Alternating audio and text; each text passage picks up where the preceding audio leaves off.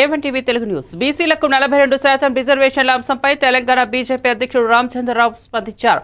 BJP ఎల్లప్పుడూ బీసీల హక్కులను మద్దతుగా నిలిచిందని, కానీ కాంగ్రెస్ ఈ అంశాన్ని రాజకీయ ప్రయోజనాల కోసం వాడుక చేసుకుందని విమర్శించారు. బీసీల అప్లికెట్ కన్నా కాంగ్రెస్ పార్టీ లాభం పొందడానికి రిజర్వేషన్ల ప్రక్రియను అతి తొందరగా అమలు చేయాలని ప్రయత్నించిందని అన్నారు. సరైన చట్టపరమైన ప్రక్రియను అనుసరించి ఉంటే హైకోర్టు స్టే అవసరం వచ్చేది కాదని రామచంద్రరావు వ్యాఖ్యానించారు. బీజేపీ ప్రభుత్వం వస్తే బీసీలకు న్యాయబద్ధంగా రిజర్వేషన్లు అందించడానికి కట్టుబడి ఉంటుందని ఆయన హామీ ఇచ్చారు. మేము రాజకీయ లాభాల కోసం కాదు, బీసీల సామాజిక న్యాయం కోసం పనిచేస్తామని రామచంద్రరావు స్పష్టం చేశారు. కోర్టులో జరిగినటువంటి ఒక డెవలప్మెంట్ ఉందో దానికి కాంగ్రెస్ ప్రభుత్వము పూర్తిగా బాధ్యత వహించాలి. చిత్తశుద్ధి లేనటువంటి ఒక ప్రభుత్వం కాబట్టి ఈరోజు ఈ పరిస్థితి ఈరోజు ఎదుర్కొంటున్నారు తెలంగాణలో ప్రజలు కానీ ఓబీసీలు కానీ. ఎవరైనా మీరు న్యాయవాదిని అడగండి, ఎవరైనా అడగండి, మీరు ఈ ఒక రకమైనటువంటి ఒక తొందరపడి ఎందుకు మీరు తీసుకువచ్చారు? ఒక 10-15 రోజులు అవదా 3 నెలలు పూర్తిగా అవుతుండే కదా. ఈరోజు నేను నిన్న ఇవాళ పూర్తిగా వాదనలినా నేను ఆన్లైన్లో. ఆ ఆన్లైన్ అయిన వాదనలో ఇదే వచ్చింది, మీరు ఎందుకు వెయిట్ చేయట్లేదు, ఎందుకు తొందరపడుతున్నారని చెప్పేసి. దానికి సమాధానం లేదు. ఇది ఈ యొక్క ప్రభుత్వం తీరు. ప్రతిదీ కూడా రాజకీయ కోణంతో ఆలోచిస్తూ ఉన్నారు. ఈరోజు ఎంత నష్టం జరిగింది ఒక సామాజిక వర్గానికి అనేది ఒక్కసారి ప్రభుత్వం ఆలోచించాలి. ఏదనంటే బీజేపీ అడ్డుకుంటుంది, రాష్ట్ర అధ్యక్షుడు అడ్డుకుంటున్నాడు, వాళ్ళు అడ్డుకుంటున్నారు, వీళ్ళు అడ్డుకుంటున్నారు, పేర్లు మాత్రం తీయటమే. కానీ అసలు మీరు అక్కడ మైండ్ అప్లై చేశారా? మీరు తలకాయలు దాన్ని పెట్టుకుని పనిచేశారా? వాస్తవంగా తెలుగులో మాట్లాడాలంటే అప్లికేషన్ ఆఫ్ మైండ్ లేదు ఈ యొక్క తెలంగాణ ప్రభుత్వానికి. కాబట్టి ఈ పరిస్థితి ఈరోజు వచ్చింది. కోర్టులో జరిగినటువంటి ఒక స్థానిక ఎన్నికలపై హైకోర్టు విధించిన స్టేను ప్రభుత్వ విప్ ఎమ్మెల్యే బీర్ల ఐలయ్య దురదృష్టకరంగా అభివర్ణించారు. బీసీలకు 42% రిజర్వేషన్లు కల్పించేందుకు సీఎం రేవంత్ రెడ్డి నాయకత్వంలోని కాంగ్రెస్ ప్రభుత్వం అన్ని చట్టపరమైన పరిపాలనా చర్యలు తీసుకుంటోందని తెలిపారు. బీసీల న్యాయమైన హక్కు కోసం ప్రభుత్వం కృషి చేసింది, కానీ కేంద్రంలో ఉన్న బీజేపీ సహకరించకపోవడం వల్లే ఈరోజు బీసీల నోటికాడ ముద్ద గుంజుకుంటున్నారని బీర్ల ఐలయ్య తీవ్ర ఆవేదన వ్యక్తం చేశారు. బీసీలకు రిజర్వేషన్లు ఇవ్వాలనే ఉద్దేశం పూర్తిగా సామాజిక న్యాయం కోణంలోనిదేనని, రాజకీయ ప్రయోజనం కోసం కాదని స్పష్టం చేశారు. హైకోర్టు స్టే ఉన్నప్పటికీ ప్రభుత్వం చట్టబద్ధ మార్గాల్లో బీసీలకు న్యాయం చేయడానికి కట్టుబడి ఉందని తెలిపారు. ఈ పోరాటం బీసీల కోసం కాదు, సమానత్వం కోసం, దాన్ని వెనక్కు తగ్గించాం అని బీర్ల ఐలయ్య పేర్కొన్నారు. మా గౌరవ ముఖ్యమంత్రి ఒక దృఢ సంకల్పంతో తప్పకుండా బీసీలకు 42% రిజర్వేషన్ ఇచ్చాకనే ఎలక్షన్లకు పోదామని చెప్పి పద్ధతి ప్రకారం ఇన్ని సంవత్సరాల తర్వాత ధైర్యంగా కులకరణ చేసి బీసీ లెక్కలు తెలిసి బీసీలకు 42% ఇవ్వాలని ధైర్యం చేసిన ప్రభుత్వం కాంగ్రెస్ ప్రభుత్వం. కేంద్రంలో బీజేపీ దీనికి సహకరించుంటే ఇలా బీసీల నోటికాడి బుక్క పోయేది కాదు. దీనికి కారణం ఇలా ప్రతిపక్షాలు సహకరించకపోవడం, కేంద్రంలో ఉన్నటువంటి బీజేపీ సహకరించకపోవడం, ఇలా బీసీల కాడి నోటి బుక్క గుంజుకూరు కావున దీనికి బీసీ బిడ్డలు ఎవ్వరు కూడా నిరాశ చెందొద్దు. మన గౌరవ ముఖ్యమంత్రి రేవంత్ రెడ్డి గారు సంకల్పంతో పోరాటం చేస్తూ తప్పకుండా బీసీలకు 42% ఇచ్చినాకనే ఎలక్షన్లకు పోదామని చెప్పి ధైర్యంగా ముందుకు పోతున్న తరుణంలో ఇలా హైకోర్టు ఈ రిజర్వేషన్ పై స్టే విధించడం చాలా చింతిస్తున్నాం.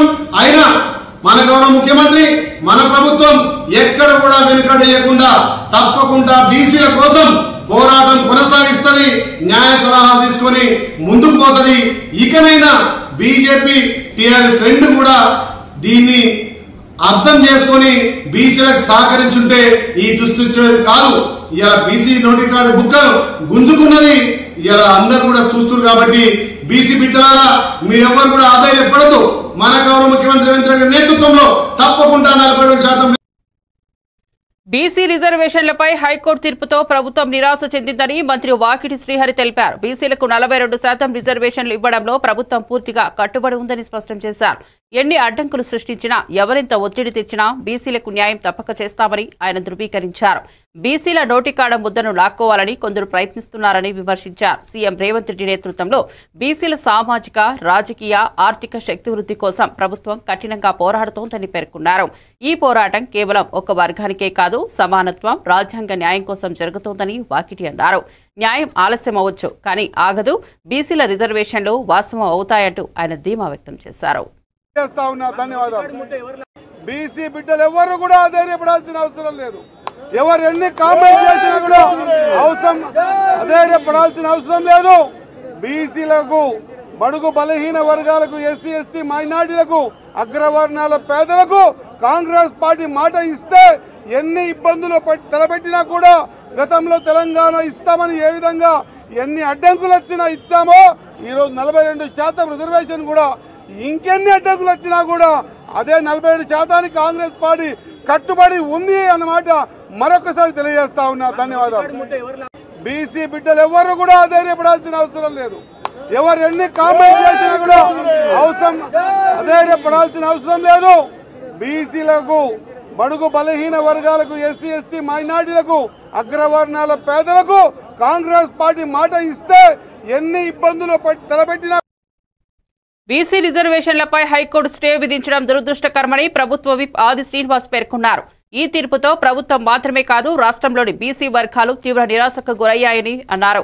మా ముఖ్యమంత్రి రేవంత్ రెడ్డి బీసీల కోసం ఎన్ని అడ్డంకులు వచ్చినా వెనకడుకు వేయలేదు. కేంద్రం సహకరించకపోయినా, గవర్నమెంట్ పట్టించుకోకపోయినా, ప్రతిపక్షాలు మద్దతు ఇవ్వకపోయినా ఆయన ఒంటరిగా పోరాటం చేశారని తెలిపారు.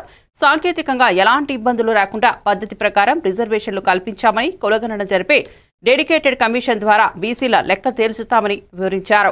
బీసీ హక్కుల సాధనకు కాంగ్రెస్ ప్రభుత్వం కట్టుబడి ఉందని స్పష్టం చేశారు. న్యాయం ఆలస్యం కావచ్చు, కానీ ఆగదు. బీసీ రిజర్వేషన్లు తప్పక అమలవుతాయని ఆది శ్రీనివాస్ ధీమా వ్యక్తం చేశారు. పోరాటాన్ని ఆపమనే మాటని సందర్భం చెప్తూ మా ముఖ్యమంత్రి రేవంత్ రెడ్డి గారు, కాంగ్రెస్ పార్టీ ప్రభుత్వం, కాంగ్రెస్ పార్టీ కూడా రాహుల్ గాంధీ గారి ఆలోచన మేరకు, మల్లికార్జున గారి నాయకత్వంలో, మహేష్ కుమార్ గౌడ్ గారి నాయకత్వంలో న్యాయ పోరాటం చేస్తాం.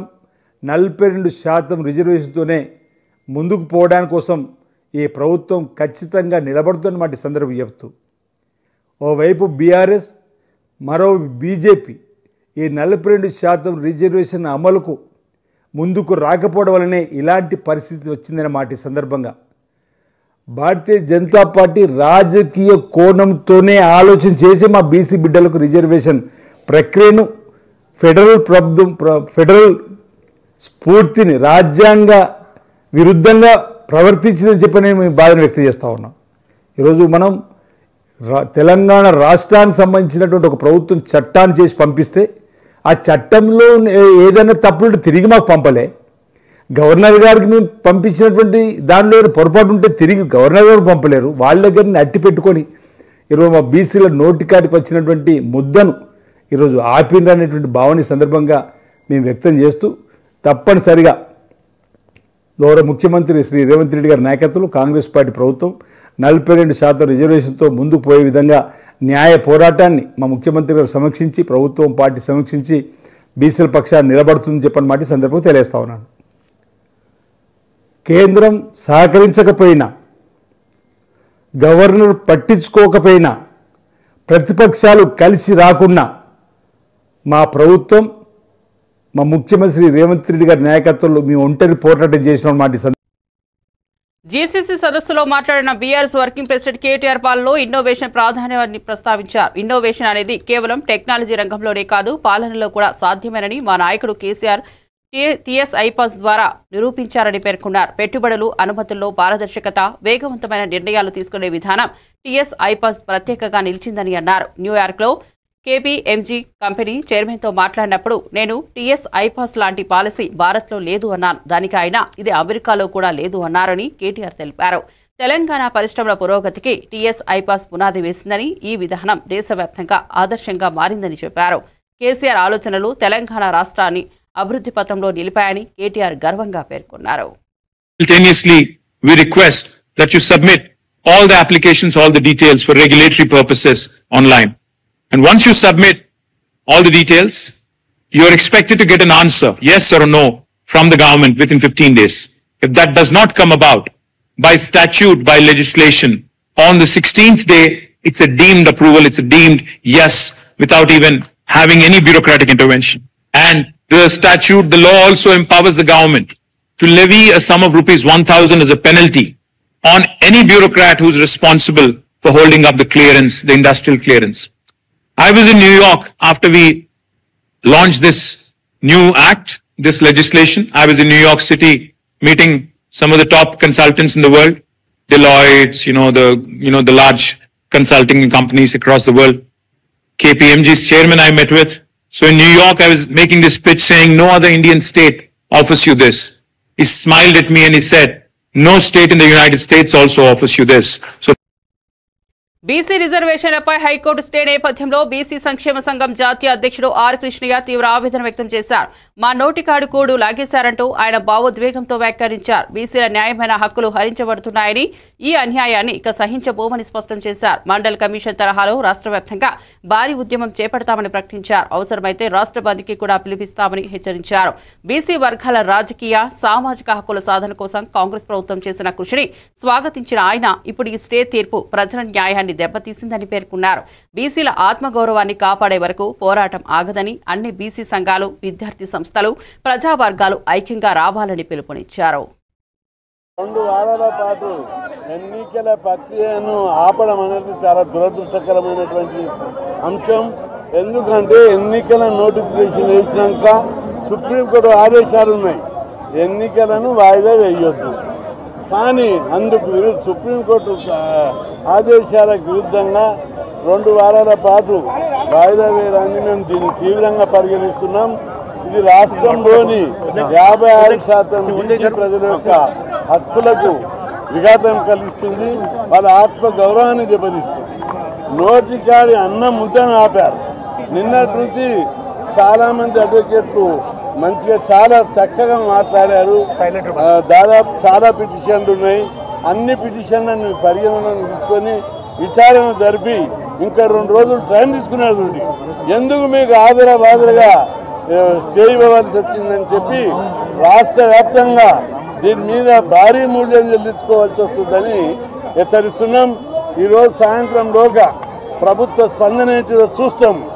చూసి రాష్ట్ర బంధును జరిపి మొత్తం రాష్ట్రాన్ని స్తంభింపజేస్తామని చెప్పి హెచ్చరిస్తున్నాం. మండల్ కమిషన్ అప్పుడు ఎట్లయితే ఉద్యమం అయిందో, ప్రజా జీవితం ఏ విధంగా అయితే స్పందించిందో అంతకంటే రెట్టింపు. ఉప్పాడ మత్స్యకారుల సమస్యలపై సమీక్ష నిర్వహించిన డిప్యూటీ ముఖ్యమంత్రి పవన్ కళ్యాణ్ కీలక వ్యాఖ్యలు చేశారు. ఉప్పాడలో చేపల వేటను ఆధారంగా చేసుకుని 7,193 మంది మత్స్యకారు కుటుంబాలు జీవనోపాధి సాగిస్తున్నాయని తెలిపారు. వేట నిషేధ సమయంలో మత్స్యకారుల ఆర్థిక ఇబ్బందులను దృష్టిలో ఉంచుకుని ప్రభుత్వం ప్రతి ఏటా 20,000 సాయం అందిస్తున్నట్లు పేర్కొన్నారు. ఇటీవల పరిశ్రమల నుంచి వెలువడుతున్న వ్యర్థాల కారణంగా మత్స్య సంపద తగ్గిపోతుందనే ఆందోళన మత్స్యకారుల్లో ఉందని ఆయన అంగీకరించారు. ఈ సమస్యలు పర్యావరణ శాఖతో సమన్వయం చేస్తూ పరిష్కరించే దిశగా ప్రభుత్వం కృషి చేస్తోందని హామీ ఇచ్చారు. మత్స్యకారుల జీవనోపాధి, భద్రత, సముద్ర పరిరక్షణ ప్రభుత్వ ప్రాధాన్యతలో భాగమని స్పష్టం చేశారు. మత్స్యకారుల శ్రేయస్సు కోసం ప్రతి చర్య తీసుకుంటాం, ప్రభుత్వం వారి వెన్నంటే ఉంటుందని పవన్ కళ్యాణ్ ధృవీకరించారు.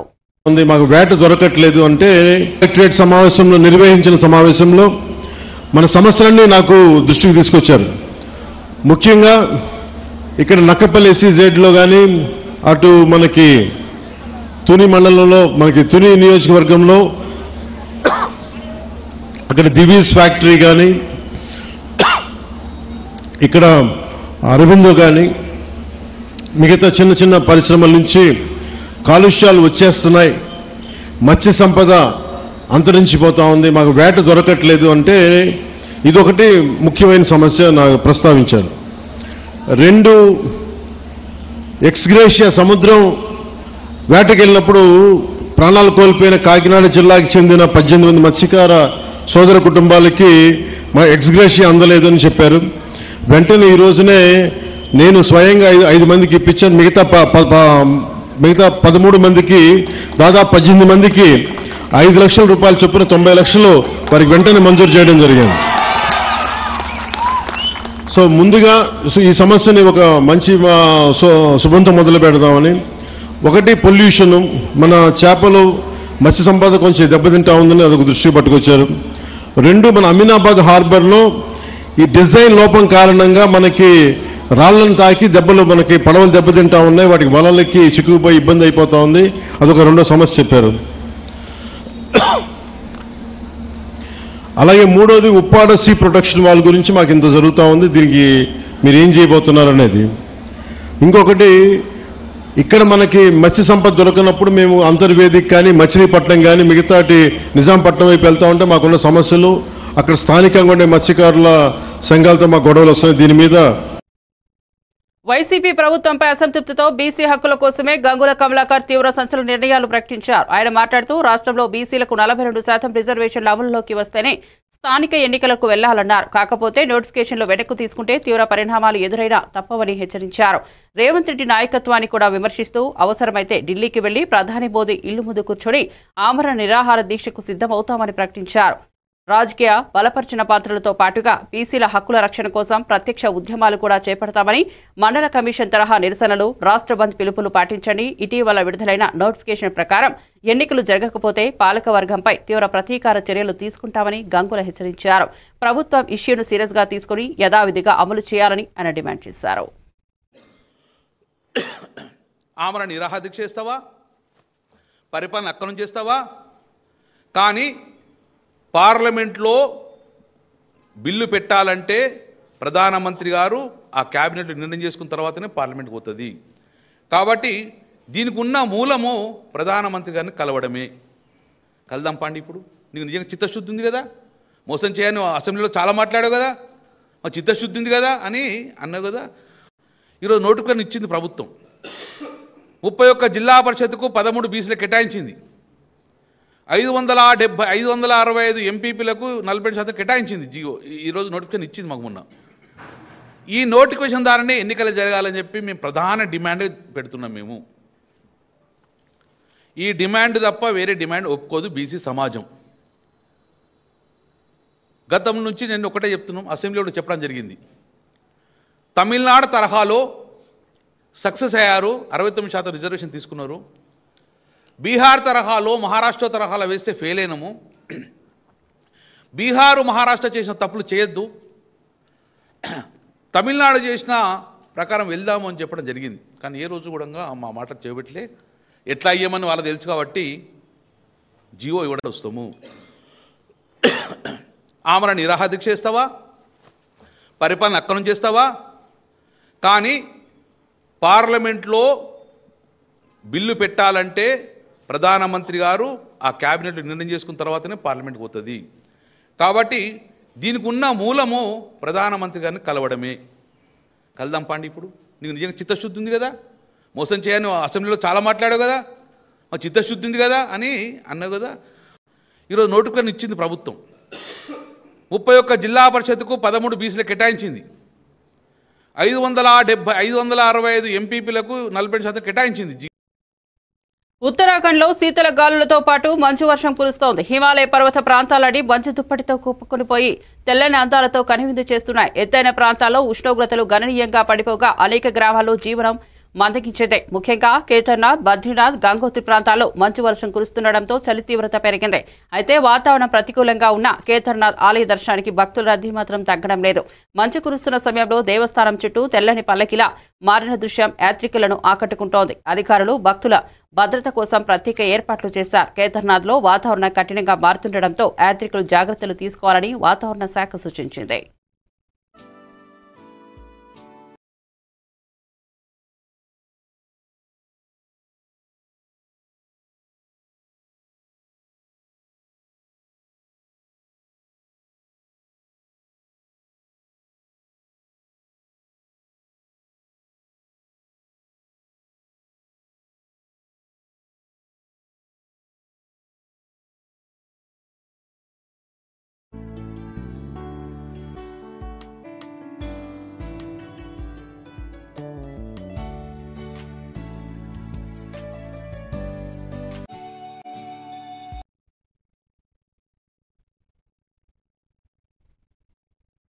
సంగారెడ్డి జిల్లా కంది మండలంలో రోడ్డు ప్రమాదం చోటు చేసుకుంది. టమాటా లోడ్తో వెళ్తున్న బొలెరో వాహనంలో ఒక డీసీఎం వ్యాన్ ఢీకొట్టింది.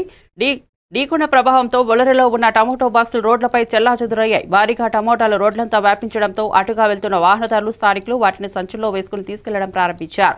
ఈ దృశ్యం అక్కడ చూసిన వారిని ఆకర్షించింది. అదృష్టవశాత్తు ప్రమాదంలో ప్రాణ నష్టం జరగలేదు.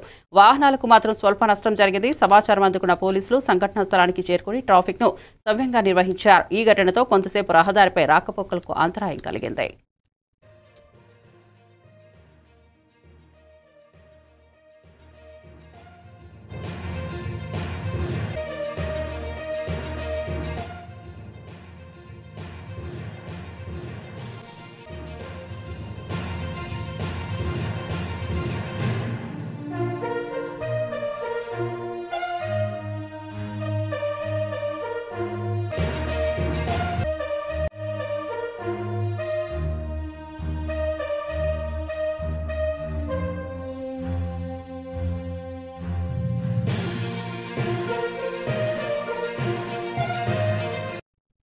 మరిన్ని అప్డేట్స్ కోసం చూస్తూనే ఉండండి A1 TV తెలుగు న్యూస్.